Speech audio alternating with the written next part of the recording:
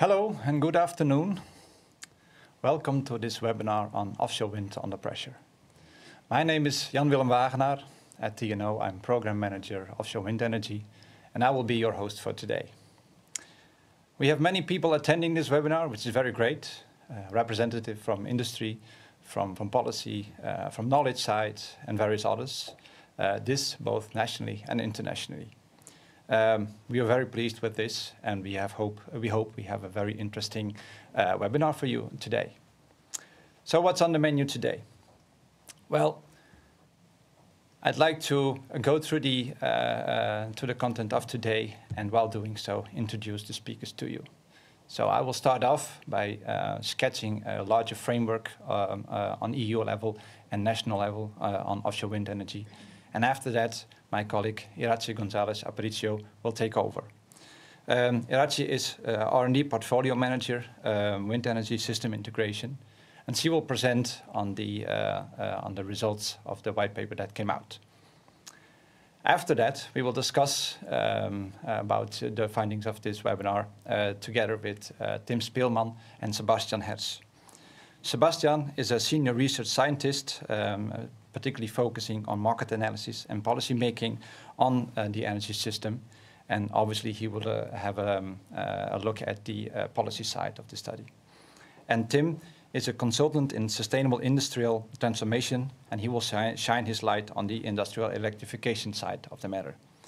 All of you, very much welcome in this webinar. Before I continue, it is good to know that you are allowed to ask questions. You are even encouraged to ask questions, and you can do that by using the button below at the bottom right of your video screen. They will then end up in my screen, and then I can ask and pose the questions to the speakers here in the studio. Once again, you're very much encouraged to ask questions there. So after this introduction, I will continue by sketching the larger framework on EU level and national level about offshore wind.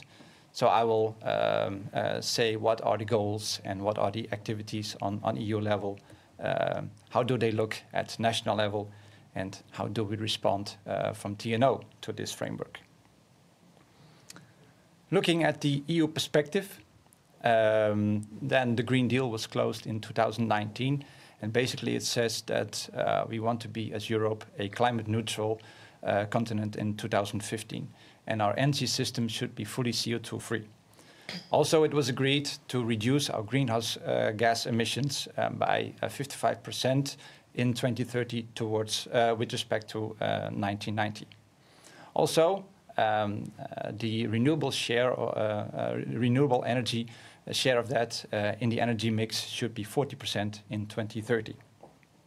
One another was put in law in 2021 on national level in the climate law, and also in 2021 the Fit for 55 framework was initiated on EU level.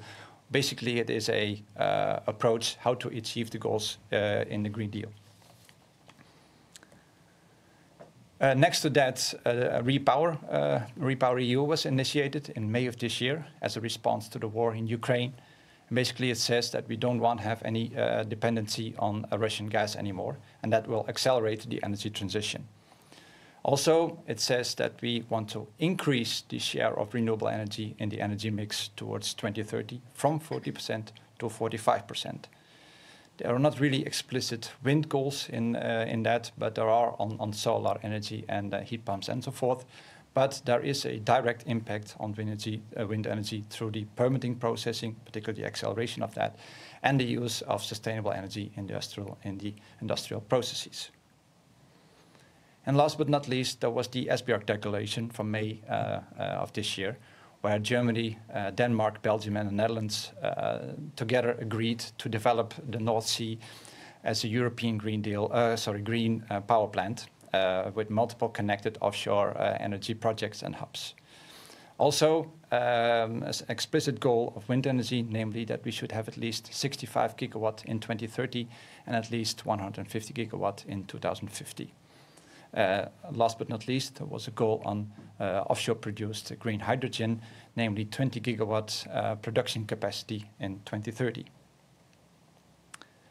Now, if you look at the Netherlands situation, then the offshore wind development from 2022, so now on to 2030, is, as I said, in the climate agreement and also articulated in the so-called routekaart, windenergie op zee.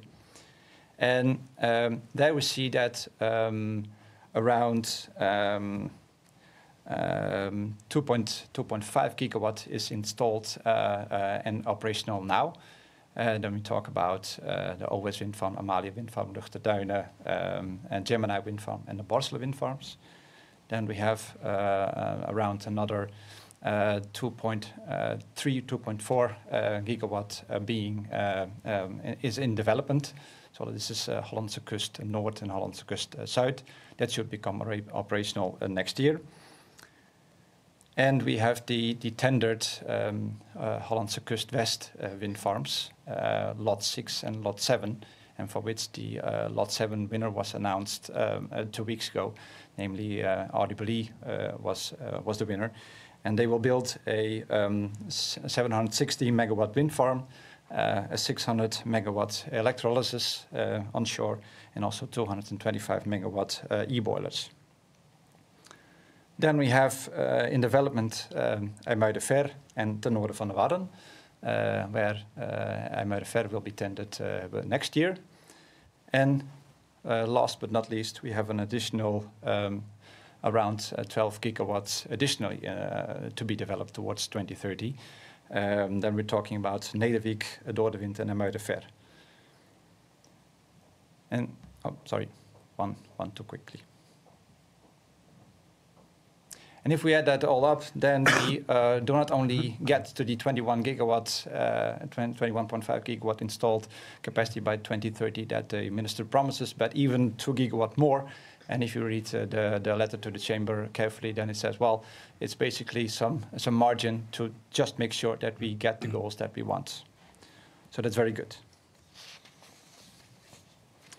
But it doesn't stop at 2030. Namely, we have the goal to become fully CO2 free in our energy system in 2050. There are various scenario studies that indicate how to get there. Basically, the minister said, well, I want to take the upper bandwidth of that of these scenarios. And that means that we want to have 70 gigawatt installed in 2050 and as an intermediate goal, 50 gigawatt installed capacity in 2040.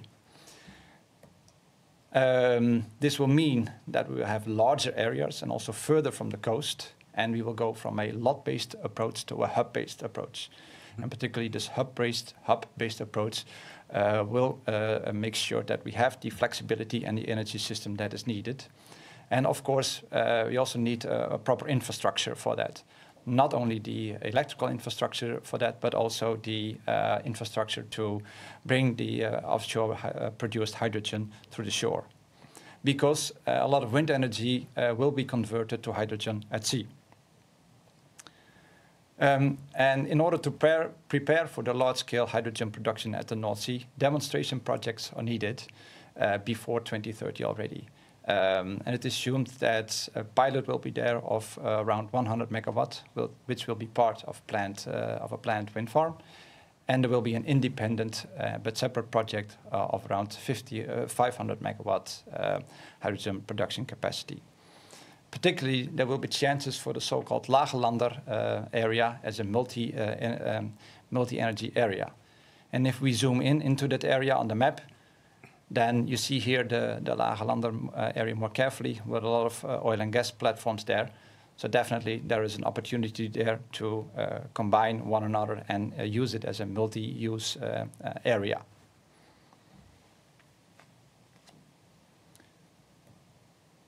So this, having sketched this European and national framework, how does the R&D look like in the Netherlands? Well, basically, our R&D in the Netherlands should be supporting towards the climate agreement and make sure we achieve the goals we want.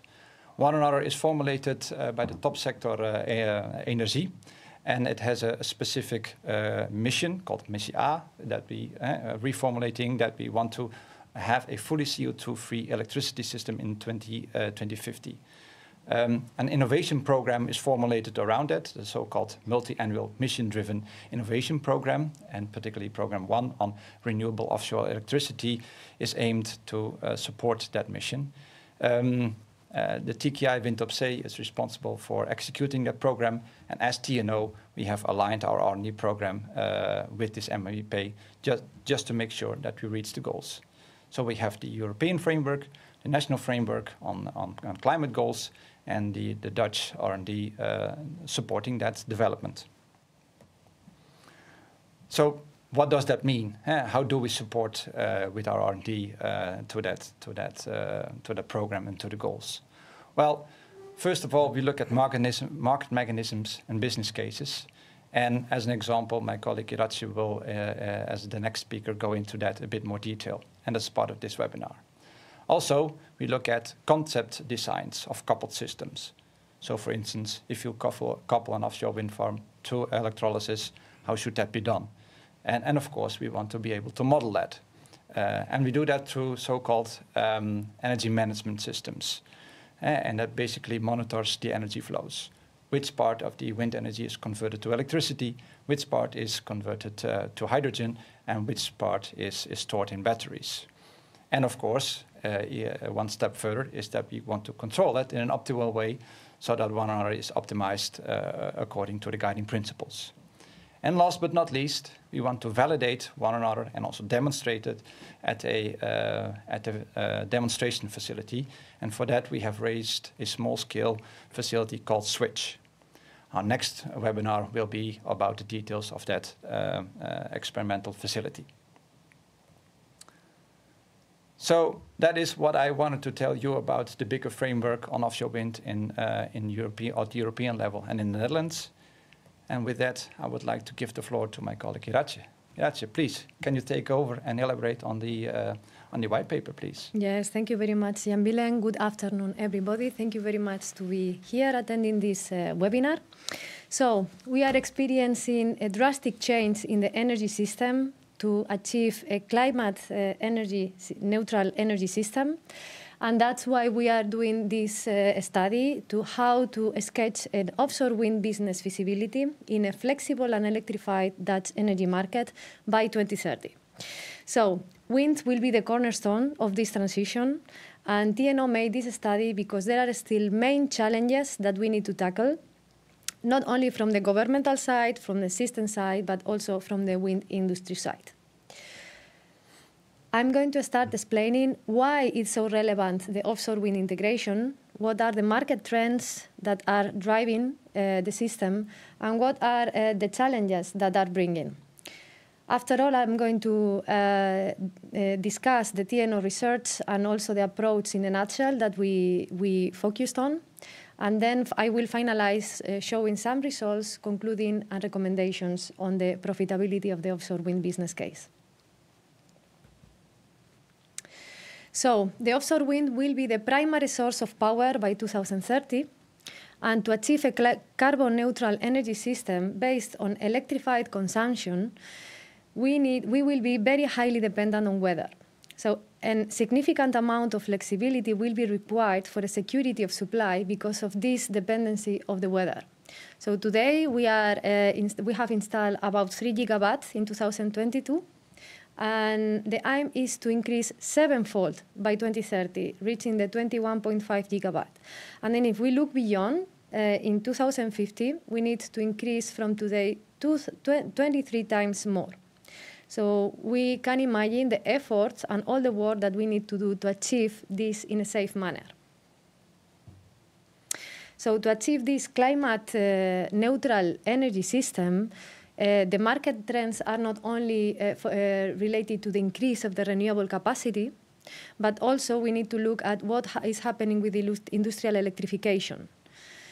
So how much capacity for flexible demand we need to achieve, as well the expansion of interconnection, how are we going to interconnect to other neighboring countries, and how are we going to send this electricity for import and export, to reinforce the transmission power grid and distribution network, so all these amounts of wind power, how are we going to arrive to our houses? The provision of this flexible capacity towards conversion indirectly to convert into green hydrogen, and also other storage options like batteries or other alternatives. And also we cannot forget the increase on gas and CO2 prices. So all these market trends are making the power market much more volatile. And with this, there are as well some main challenges that we need to tackle. From the demand side, the main challenge is to safeguard the supply and demand, mainly on the renewable electricity capacity. And also there are large uncertainties on what will be the role of the hydrogen on the demand side, and how much the industry will be electrified, and how much import and export will be considered in the Netherlands. On the supply side, is not only to look at the supply on the system, but it is also to look at what happened with the offshore wind business. Because such market trends, the volatility of the power market, and also the recent phase out of subsidies are making uncertainties to the offshore wind business investments. And if the offshore wind investments do not invest in the projects, then on the system we will not reach this 21.5 gigawatt of a capacity. So how do we arrive to a solid wind business model for the future? So in this case, TNO outlines two different scenarios that we are going to represent the Dutch electricity system with different electrification growths. We follow current and national European policies for supply and demand, and we will make recommendations. And in this case, we evaluate what are the economical risk, the mitigation, and the market design to achieve, to have an improvement on operation of the offshore wind. So in this case, to achieve these two scenarios, we use the TNO state-of-the-art European power market models and also dispatch models for the electricity market. We considered the neighboring countries' import and export, cross-border flows for the Netherlands. And I am not going to look in detail about what are the input data and assumption of these models. You can find in the white paper all the details and the technical specifications. But at the end, we have two different scenarios: the low electrification scenario and the high electrification scenario. In the low electrification scenario, it follows the climate energy outlook of 2021 and the climate agreement. And on the demand side, there is no explicit target for flexible demand on industrial electrification. On the other side, on the supply, we consider a full deployment of the 21.5 gigawatt of offshore wind. If you see the right picture on the demand side, you see that the bar on the right, in the low electrification scenario, the power to mobility, power to heat, and power to hydrogen contributes very small to the whole demand. This is the demand for flexibility. On the contrary, on the left side of the bar, in the high electrification scenario, the power to mobility, power to heat, and power to hydrogen starts having a considerable amount or portion of the demand, the total demand. In the high electrification scenario, in this case, we followed the European plans and policies regarding the Renewable Electricity Directive 2 and also Fit for 55. And on the demand side, it reflects the impact of potential European policies. So they have clear goals on industrial electrification. And then on the supply side, there is a full deployment of the 21.5 gigawatt of offshore wind. So I want to note here that we consider the Climate Energy Outlook 2022, so the CEP 2022, it was released on 1st of November. And in this case, although it has higher ambition goals for emission reduction, still we consider that we are in a low electrification scenario. In the high electrification scenario, we see as well the impact of the industrial electrification. So here I want to show the first results. So in the low electrification scenario, the offshore wind business, when we follow the current national policy, and we assume that the 21.5 gigawatt of offshore wind are fully deployed, the offshore wind business is not economically feasible. There is an excess of supply of the offshore wind even if we considered all the export capacity. So that means that we include the export infrastructure that it is estimated by 2030. And even though there is still a 13% of curtailment of all the wind power generated. There is a low value on the power market, even with the technology cost reduction, the levelized cost of energy. And in this case, the revenue, when it is achieved, when we subtract the cost of the offshore wind to the electricity price, there is no business case, positive business case in the low electrification scenario. And after doing different sensitivities, we saw varying the CO2 prices per euro per ton of CO2 emitted. We see that there is no profitability even at higher CO2 prices of 150. We did as well different economical and financial measures. I'm not going to explain in detail here due to the sake of the time, but we consider as well the internal rate of return, that it is a financial mechanism to evaluate if the offshore wind project can go ahead in their investments or not. And in this case, you can see in the right low chart that over the whole sensitivities, the offshore wind profitability is lower than 0, so it is negative in all the cases.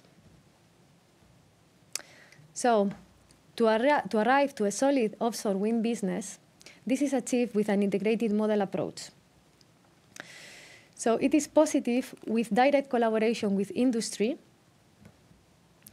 and with the direct connection, in this case, with different flexible assets. So the wind power is connected with hybrid boilers, with heat pumps, and in this case, we evaluated as well the electrolyzers. And we made different evaluations through different power purchase agreements, are virtual contracts with the wind power developers and with the industry side. And we found that this type of contracts provide extra flexible capacity based on different CO2 prices and hydrogen prices. So the positive business case on the low electrification scenario, when we have higher prices of green hydrogen between 4 and 6 euro per kilogram of hydrogen, the offshore wind business has a positive business case when the wind power is converted into green hydrogen. Then, when we have higher CO2 prices, the wind power is converted into heat, and this type of conversion, direct conversion, has as well a positive business case. But in no case, there is no positive business when we evaluate the standalone traditional offshore wind business. In the high electrification scenario, I recall that we follow the European policies that are still under negotiation with the Parliament, member states as well. So this means that these policies will give the national governments more work as well, and also more to have higher goals on their emission reductions. So if we consider a high electrification scenario, and there is a full deployment of the 21.5 gigawatt of offshore wind, in this case, the offshore wind has a solid business case in the power market as its traditional form, and mainly because the industry is much more electrified. In the power market, there is 80% of the times in 2030, the market price is positive to the offshore wind business. There is a high value in the power market. Oh, sorry, too fast. And we see as well that the offshore wind business, standalone traditional to the one that we have now, even with high prices of hydrogen, is also positive in the power market.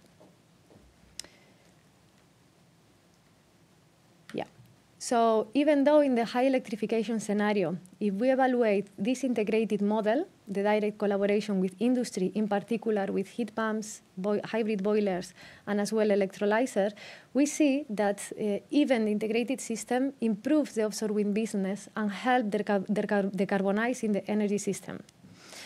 So the improvement of the business case depends as well mainly on CO2 and hydrogen prices. As well, when we have high hydrogen prices between 4 and 6, still is much better that the wind power is converted into green hydrogen. And then with higher CO2 prices, it is as well a good option to convert into heat or maybe directly to the power market.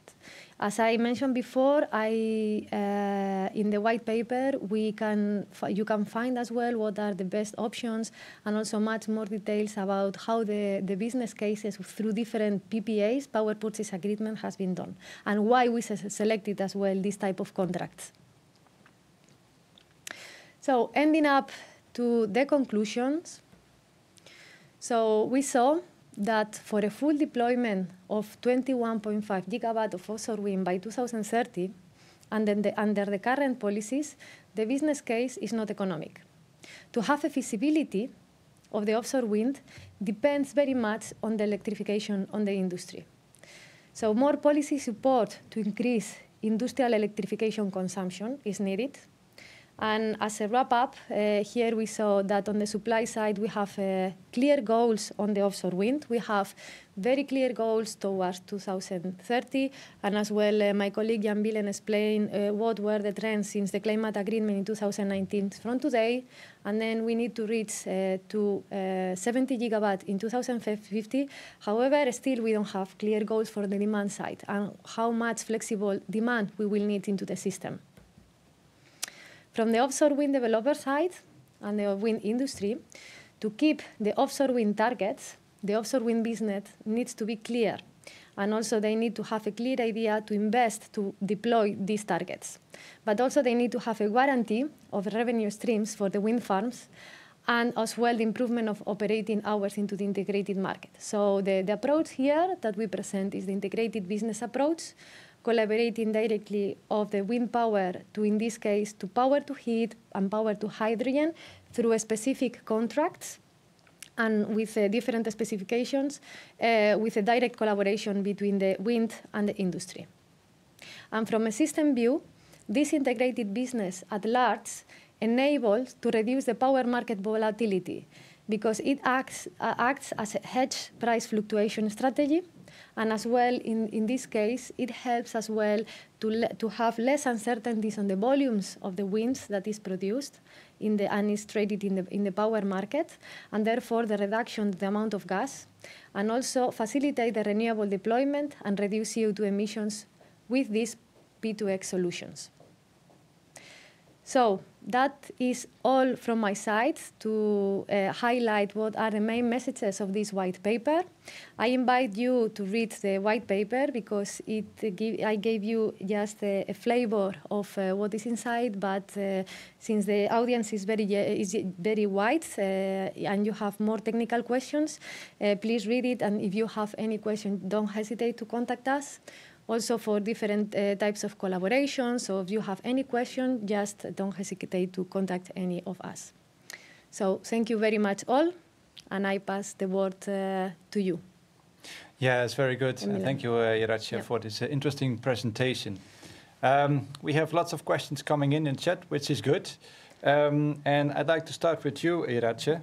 So could you explain what is particularly new on this, let's say, this investigation, this analysis, and why did you do this analysis? Well, the topic is not new. We know since many years ago that we need to increase and we need to be more dependent on renewable energy. However, the novelty of this study and this research that we are doing is because of the very interesting times, the momentum that we have now. Okay, so in 2019, when the climate agreement was released, we had in the Netherlands a target of 7 gigawatt, 10 gigawatt, and then after a few years today, we have a target of 7 times, to increase 7 times more. So it is necessary and required that we need to have an integrated view on what is happening. We are not talking anymore about only wind. We are talking about wind plus other type of technologies. How are we going to integrate them? And how are we going to safeguard the supply to the demand? Yes, indeed. Well, thanks for that. And if we look at this, the scenarios, and particularly at what needs to be achieved on wind, it means that we have to accelerate a lot. It needs to be a lot wind power installed. Do you think what you have found so far that is hindering that development? Well, I think it is feasible to reach the goals, but it is clear that it is not dependent on only one side. This is a multi-actor joint effort. So that means that, as I said in the last message, that we need some support from the policy, and not only on the supply side, because the goals for the wind are very clear, but there are other goals that need to be achieved. So the wind is going to provide renewable energy, but the wind is very weather dependent, of course, and that means that we need a lot of flexibility to couple, okay? Storage and conversion options. So we here strengthen the targets, the more clear goals towards this demand side and end user. How are we going to balance that? Yeah, well, very good. Thanks for that. Thank you. You spoke about the scenarios, these coupled to the policies, and that is actually what I wanted to address to you, Sebastian. So these two scenarios where the study was based upon, could you elaborate a bit on that? Why have these been chosen? Are they realistic? And where are we heading, so to say? All right. Well, I think the two scenarios show a large bandwidth of possible futures, reflecting, on the one hand, that we are accelerating. So if you look at the lower end, one might say it reflects current view of the policy outlook given the climate and energy outlook. And on the other hand, the upper limits look at what at least the sectoral view is on where we should be heading for 2030 in terms of electrification. And in that sense, it's a wide bandwidth, but it also shows where steps need to be taken to make the steps happen that we need for 2030. Yes, very good. These scenarios are based on policy. Do you think that the government is doing enough? And if not, what could be improved in your view? Well, I think a lot of steps are being taken, not in the least, for example, the upscaling of the offshore wind targets. But on the other side of the market, if we look at electrification and industrial electrification, we definitely need additional steps. Currently, basically, we see that although electrification options are being accounted for in the subsidy schemes that we see and SDA++, they are, up until this point, not the first options to be accounted for, because we have this mechanism that we select projects that are coming at least cost for each CO2 emission ton avoided. And for that, solar and CCS were the more profitable or the better options over the past couple of years. So we definitely need to make steps and make electrification in industry happen there as well. Very good. Well, thanks for that, Sebastian. You speak about industrial electrification. That's actually a nice bridge to you, Tim. A lot of mentioning about industrial electrification. What does it actually mean? Could you elaborate a little bit on that? Yeah, we've already seen it in the presentation as well. We saw mentioning of power to heat and power to hydrogen. These are the two main paths. So if you see in industrial electrification, you have direct electrification, so using electricity to provide heat in industrial processes. And the other pathway is indirect electrification, where you produce hydrogen from electricity and then utilize that hydrogen in the industry itself. So for directly applying electricity, you'll be mostly looking at heat pumps and electro boilers, directly providing the heat either to the process itself or to the utilities providing the heat onwards to the processes.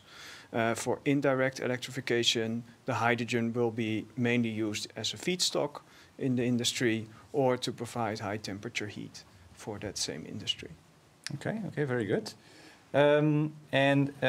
If you look at what one of the recommendations that we need to speed up with the industrial electrification, do you think that this realistic, or well, maybe I come to that later. Maybe this first question. Yeah, I think for the industry to allow it to accelerate sufficiently fast, then one of the vital tools will be to have sufficiently available renewable electricity and certainty on the business case. And that's something they share in common with the wind sector. Mm. Yeah. And on the other side will be the infrastructure itself, especially on the direct electrification part.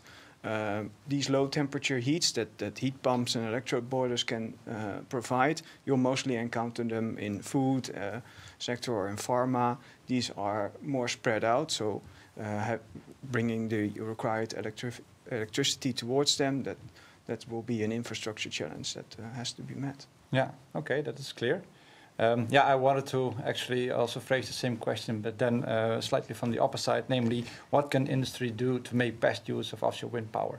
Yeah, that really depends on what kind of industry we're talking about. I think that if there's low temperature heat available, then directly using the electricity itself, it will be most importantly, and replacing fossil-based feedstocks with hydrogen from electricity if that's used as a feedstock. Okay, okay, very good. In the chat I read, and maybe this is also for you, Tim. Why is new, or maybe for you and Sebastian, I leave it to you. Why is new policy support needed to increase industrial electrification consumption? Can't industries already start electrifying their processes? Who wants to take that one?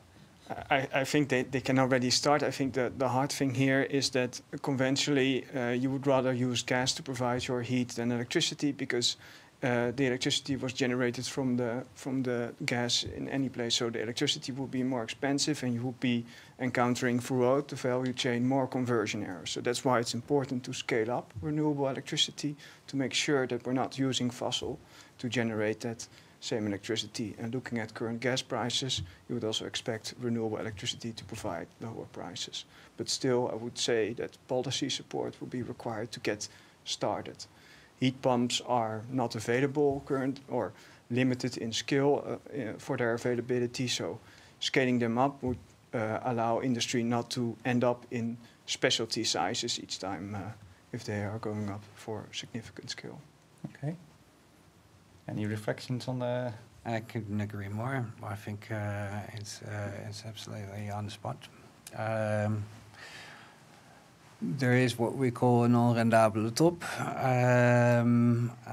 for several of these options, and if we want to make speed, it's probably wise to consider subsidization there. And one might consider that also as a subsidization from the back end of the supply chain, rather than what we've done so far in prior years to subsidize at the front end of the supply chain.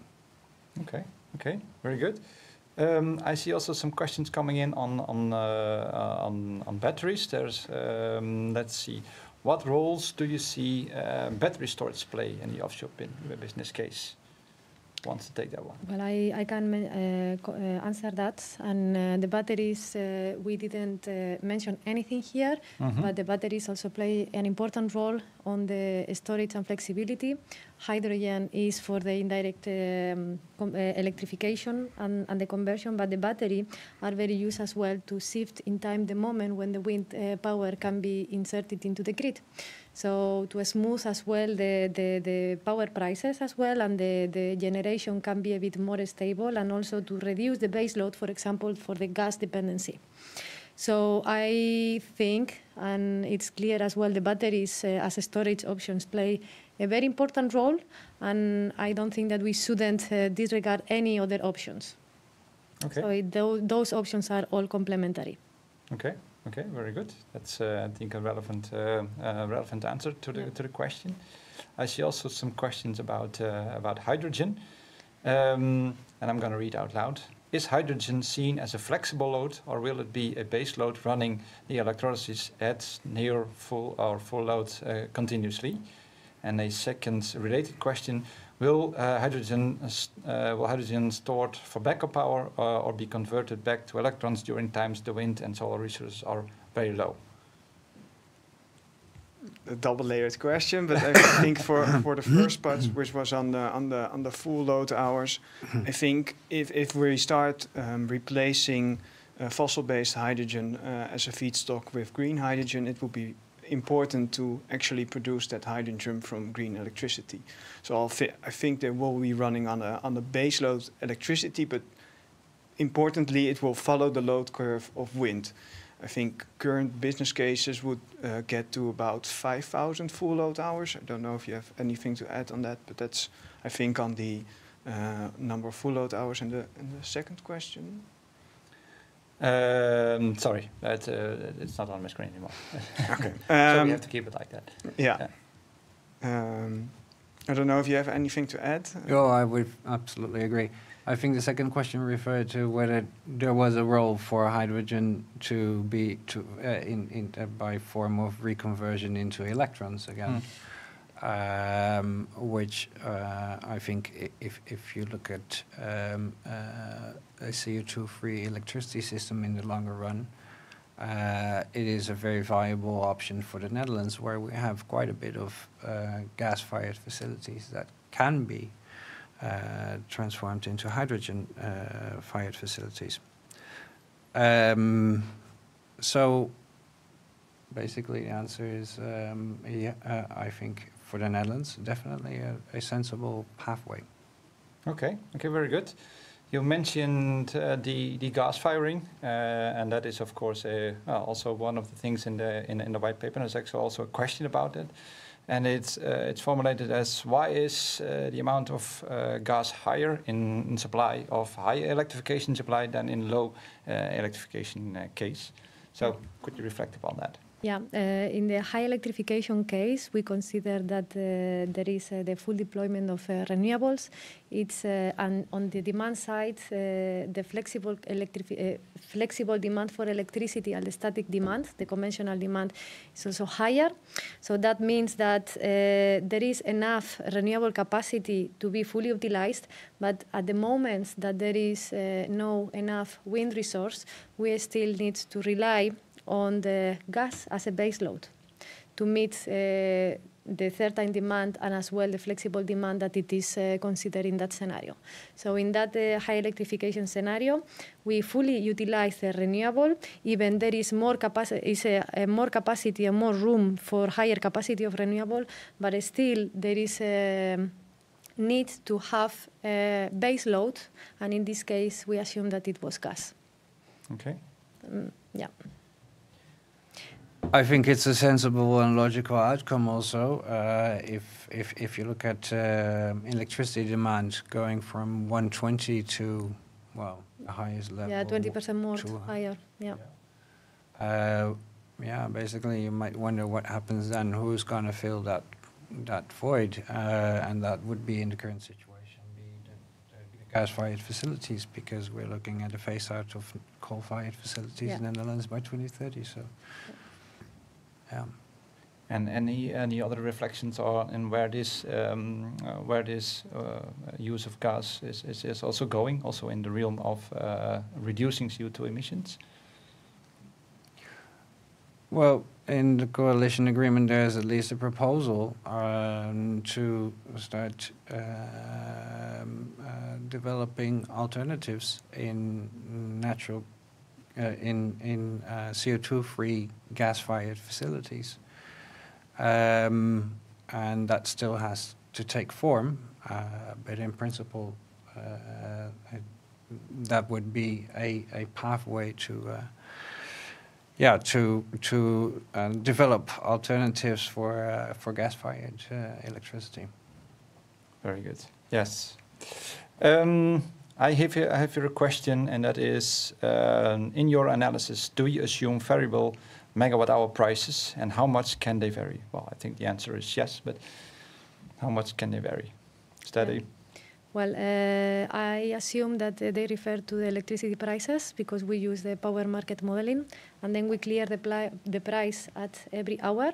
So the answer is yes. We assume, of course, variable energy prices. Okay. Yeah. And how much? That was part of the question. I don't recall by heart, but I invite to read the paper, and if in the annex we have all the input variables and the variability minimum and maximum cap for each price. So I invite to read, and then I'm delighted to answer and further discuss that. Very good. To achieve the integrated business approach, for which actors that need to cooperate on this are the proper incentives to do so are not yet in place, and what could these incentives be? Incentives be? So you spoke about different actors that need to collaborate. So what incentives could there be to have them cooperate more? Well, the first incentive from the industrial side, and please you can help me with this answer, is that all the industry as well need to reduce the CO2 emissions, because at the end we do this because we go towards a climate neutral energy system. So the industry has as well their own targets for CO2 emission reduction. As well, another incentives from the government can be as well subsidies as the end user, as Sebastian mentioned before. So this is the support and also the motivation from the industry side mainly to cooperate with the wind power. Any other insights on this? Yeah, I agree. I think Sebastian also highlighted that it's already in the SDE, but then in the SDE, the other CO2 reducing technologies are preferred at the moment. So if you want to increase electrification within the industry, perhaps a look at that would be a good idea. Okay. Yeah, and you might also, one might argue that eventually power prices will allow the business case for electrification on the industry side to come about. And the tricky part there is, I think, basically that we might not have the time. So you might see electrification coming in after 2025 probably. And at the same time, it will also affect the business case for further wind park development. And that's, I think, where we need to start looking at, if we take our time and let the market do it, it might come about, but we probably lack the time. Yeah, exactly. And I want to reflect on that. We are now in 2023 almost. It's only 7 years to increase by 7 times the wind power and to be fully utilized. Yeah. So that is, I think, a very valid and relevant comment that we cannot wait until the market stabilizes by itself. So we need to do something now. Yeah. Maybe then there's a related question, not so much on the market, but on the technical side. And that is, what do you see as the main technical risk, challenge or uncertainty for having the target amount of wind power gigawatt installed at this and in smooth operations by 2030 and 2050? And have this enabled integrate and enable this integrated business approach. So the question reflects to the wind deployment. Yes, and smooth operations. Technically, of course, we need to innovate on a new technology, on larger capacity factors. But at this moment, the government has set these goals because it is feasible. It's technically feasible. We have certain technology that can be improved, of course. On the wind power, we have goals for the infrastructure. And technically, we need as well to look at the infrastructure. How are we going to transfer the amount of the wind power offshore to the shore, or maybe to connect to the other countries?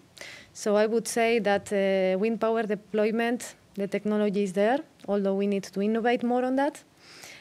Infrastructure, I think it is as well a key challenge on the technical side, and as well as in the white paper we mentioned how to supply and demand, how to match that. Yeah. That we saw here that it is more on the economical and financial side, but if you read a bit the white paper, you see that it is as well on the technical perspective. Yeah. Well, very good. You mentioned the infrastructure because there was another related question on realizing this 7 gigawatt offshore wind goal.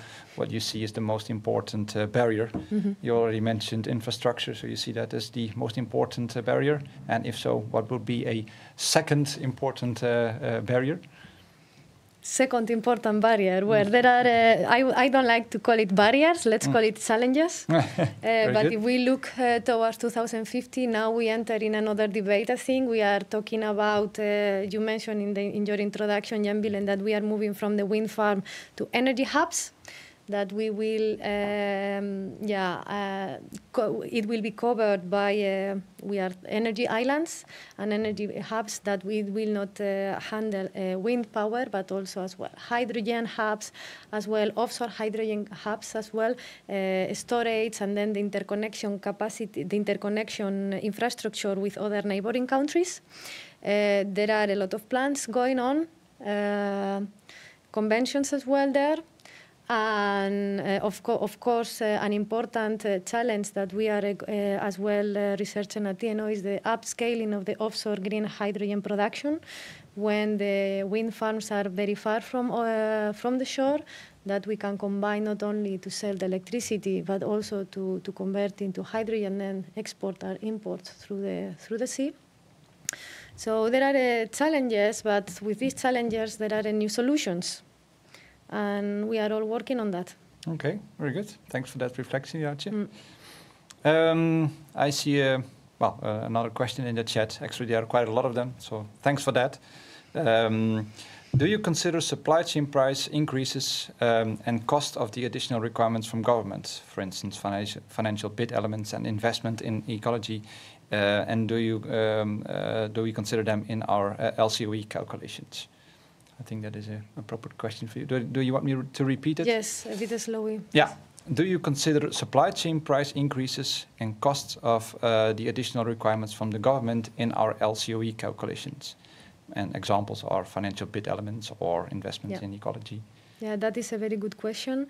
So in the study that we consider the estimation of the levelized cost of electricity, the LCOE, we assume the trends towards 2030 on the technology, so on the CAPEX, the capital investments, expenditure, and also OPEX.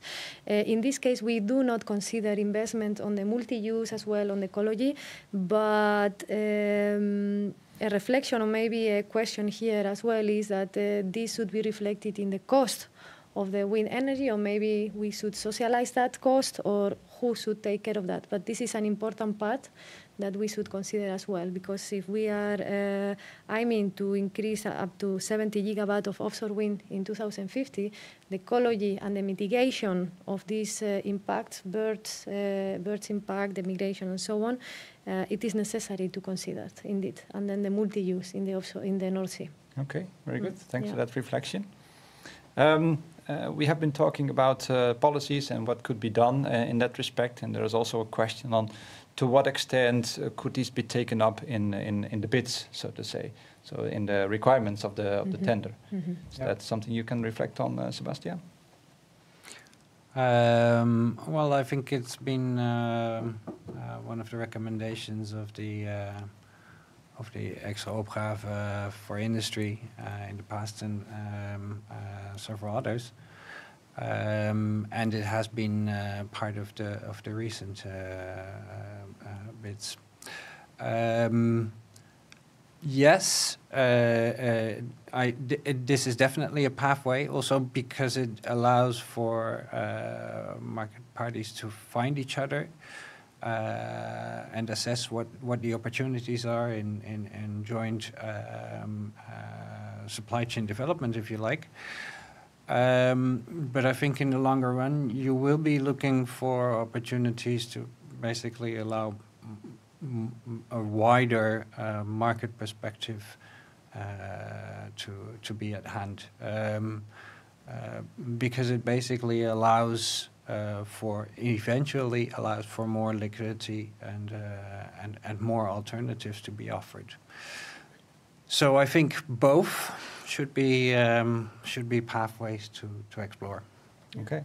I want to add as well on the tenders that it is as well important for answering the question that in the new bids as well, it is converted into what will the wind power do. So it will be converted to electricity, it will be converted into green hydrogen, what are the volumes of this conversion will be, and who are going to be the off-takers of these volumes of the new bids on the new areas that are considered, who will be the off-takers as well, and in which way, electricity or in hydrogen, and in which form, or maybe to export, transport mode. So there are a few options there to consider. Yeah, you're right. Yeah, absolutely. We have answered, we at least have tried to answer a lot of questions. There are still coming in a lot of questions. We thank you for that. Unfortunately, time does not allow us to go into them in all detail. Sorry for that. We still have them, by the way, so that's good. In sake of time, I think we need to wrap up. With that, actually have two announcements. First of all is that this was a first webinar that was, let's say, on the financial side of offshore wind towards 2030. And we had already announced that experimental validation is quite important. So our next webinar will be on the switch facility. Switch to the hybrid energy system, it is called, and you can already subscribe to that webinar. And if everything is okay, something will pop up in your screen right now by which you can do that subscription. I hope that works out fine. And next to that, there is actually a second announcement I would like to make, and that is that we would like to hear very much your opinion on this webinar. So please fill out the evaluation, and also that evaluation should now be visible on your screen.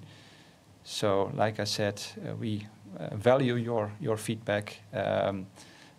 Please give your reflections on this webinar. With that, we have come to an end of this webinar. I would like to thank the speakers here in the room. And of course, I would like to also thank you all for attending this webinar and for posing your questions in the chat. I hope it was interesting, at least to me it was. Thank you very much.